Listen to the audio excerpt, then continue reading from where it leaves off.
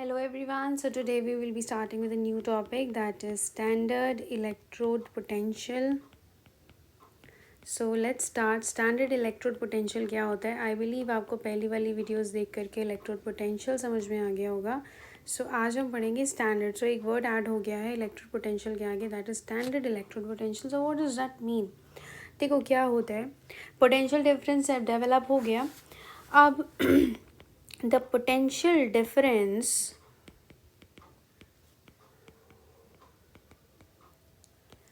developed between metal electrode and the solution of its ion. किसके बीच में potential difference setup हुआ था? Between the metal का जो इलेक्ट्रोड था, जो सॉलिड था, and the solution of ions of unit molarity. यानी कि जो वो आयंस हैं, जो उसकी मोलारिटी है और सोल्यूशन की, जो उनका सॉल्ट सोल्यूशन जैसे कॉपर सल्फेट ZnSO4, वो क्या है, 1 मोलर कंसिडर किया गया है. प्रोवाइडेड आपका टेम्परेचर कितना है, 25 डिग्री सेल्सियस, जो कि होता है 298 केल्विन. तब जो इलेक्ट्रोड पोटेंशियल होगा बेटा, उसको हम कहते हैं standard electrode potential. Standard electrode potential. So standard electrode potential अब हम लोग पढ़ेंगे इसके बारे में. पहले तो मैं आपको बता देती हूँ ये किस टर्म्स में हम लोग इसे यूज़ करते हैं. देखो क्या होता है, according to IUPAC convention, according to IUPAC convention, जो रिडक्शन पोटेंशियल है ना, उसको भी आप इलेक्ट्रोड पोटेंशियल बोल सकते हो. जो रिडक्शन पोटेंशियल है, यानी कि मैंने आपको बताया था ना पहली क्लास में कि कितने, मतलब जब हम इलेक्ट्रॉन डालते हैं तो कितना पोटेंशियल लगेगा और कितना पोटेंशियल उसका है उस इलेक्ट्रॉन को लेने के लिए, उसको भी हम रिडक्शन पोटेंशियल को भी हम बोल सकते हैं क्या, इलेक्ट्रोड पोटेंशियल. इसको हम कैसे डिनोट करते हैं, E0 का साइन लगा देते हैं ऊपर, एक छोटा सा डॉट लगा देते हैं जैसे मैंने आपको दिखाया. अब value of electrode potential can be regarded as reduction potential unless it is specifically mention. जब तक उसने आपको कुछ बताया नहीं है, आप उसको रिडक्शन पोटेंशियल समझ सकते हो, ठीक है. जब तक उसने बोला नहीं है या आपको लिख के नहीं दिखाया है, वो इवेंचुअली विल बी डूइंग, तो आपको समझ में आने लगेगा.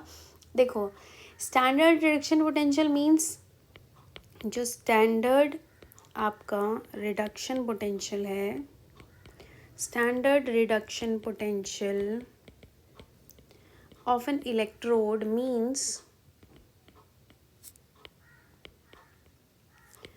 दैट रिडक्शन रिएक्शन हो रही है. जैसे मैंने अभी आपको बताया, रिडक्शन रिएक्शन हो रही है, यानी कि Mn पॉजिटिव जो है वो जो भी जितने भी N इलेक्ट्रॉन्स हैं उनको लेकर के M में कन्वर्ट हो रहे हैं. तो हम इसको ऐसे लिखेंगे, Mn पॉजिटिव से M की तरफ जा रहे हैं. तो अब ध्यान से देखो यहाँ पे क्या हो रहा है, रिडक्शन हो रही है.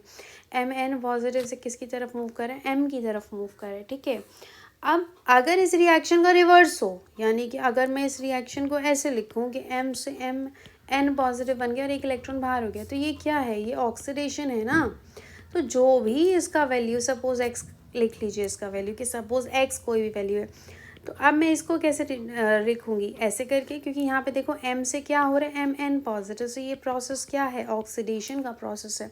तो जो इसकी वैल्यू होगी that is going to be the negative of x, क्योंकि जाहिर सी बात है जो प्रोसेस है वो कम्प्लीटली उसका ऑपोजिट है. तो समझने की कोशिश कीजिए, ये क्या है आपका रिडक्शन, यानी यहाँ पे आपने गेन किया था इलेक्ट्रॉन को और अपने चार्ज को रिड्यूस किया था, चार्ज वाज रिड्यूस्ड. लेकिन यहाँ पर आपने क्या किया है, इलेक्ट्रॉन को लॉस किया है और चार्ज को गेन किया है.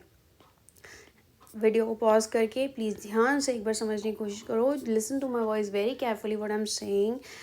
जब आप ऐसे रिप्रेजेंट कर रहे हो Mn पॉजिटिव से M, इसका मतलब ये है कि आपका रिडक्शन हो रहा है. N पॉजिटिव से M बन रहा है, यानी N पॉजिटिव वाली चीज़ जो है वो हट गई है, चार्ज जो है हट गया है. लेकिन यहाँ पे चार्ज अपीयर हो रहा है, कहने का मतलब ये है कि यहाँ पे क्या है, इलेक्ट्रॉन लूज़ किए गए, जिस वजह से पॉजिटिव चार्ज का डेवलपमेंट हुआ. सो इस प्रोसेस को हम बोलेंगे oxidation. Okay, moving on the next part. See standard reduction potential is equal to minus of standard oxidation potential. क्योंकि अगर E की वैल्यू x है तो दूसरे रिवर्स प्रोसेस की माइनस x हो जाएगी. सिमिलरली मैं इसको ऐसे भी लिख सकती हूँ, standard oxidation potential is equal to minus of standard reduction potential. So that's how it works. Fine.